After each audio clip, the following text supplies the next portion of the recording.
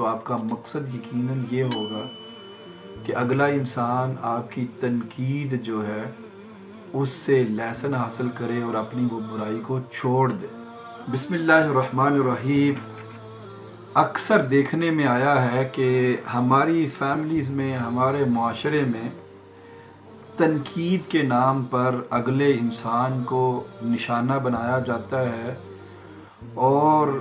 اس تنقید کے نام پر اس کی تذلیل کی جاتی ہے اور اس کی جو سیلف اسٹیم ہے اس کو تباہ و برباد کیا جاتا ہے، اور ہم سوچتے ہیں کہ ہم تنقید کر رہے ہیں، حالانکہ وہ تنقید نہیں، وہ تذلیل ہوتی ہے۔ تو میں آپ کو سمجھانے کی کوشش کرتا ہوں کہ تنقید کیا ہے اور تنقید کرنے کا طریقہ کیا ہونا چاہیے۔ جب بھی آپ کو لگے کہ اگلے انسان نے کچھ غلط کیا ہے تو سب سے پہلے یہ چیز یاد رکھیں کہ کسی کے اوپر بھی تنقید لوگوں میں بیٹھ کے نہیں کریں، کیونکہ اگر تنقید کرنی ہے آپ نے تو آپ کا مقصد یقیناً یہ ہوگا کہ اگلا انسان آپ کی تنقید جو ہے اس سے لیسن حاصل کرے اور اپنی وہ برائی کو چھوڑ دے، اور یہی ایک ریزن ہونا چاہیے۔ اگر آپ کا یہ ریزن نہیں ہے تو پھر آپ تنقید نہیں کر رہے، آپ جان بوجھ کر اگلے بندے کو اکسا رہے ہیں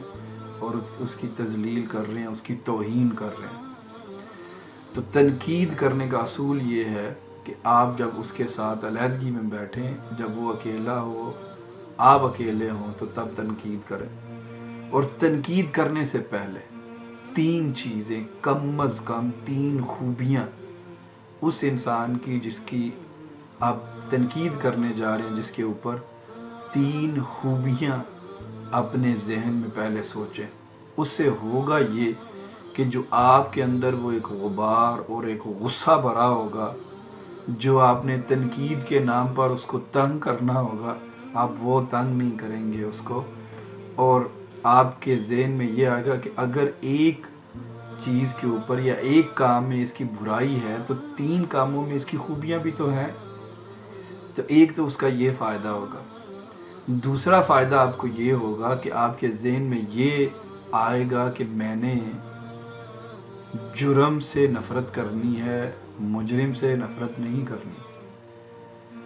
میں نے گناہ سے نفرت کرنی ہے، گناہ پر تنقید کرنی ہے، گناہگار پر نہیں کرنی ہے۔ جب بھی آپ کسی کے اوپر تنقید کرتے ہیں یا جس کو آپ سمجھانا بولتے ہیں کہ میں تو بس سمجھانا چاہ رہا تھا، تو آپ اس بندے کے ساتھ ڈیل نہیں کر رہے ہوتے، اس بندے کے دماغ کے اندر جو بھرا ہوتا ہے نا، جو گند بھرا ہوتا ہے، جو غلاظت ہوتی ہے، اس کے ساتھ آپ نے ڈیل کرنا ہوتا ہے، اور اس کا ڈیل کرنے کا طریقہ یہ ہوتا ہے کہ آپ اس کو پرسنل نہیں لیں اور نہ اس کی ایموشنز کو ٹریگر کریں،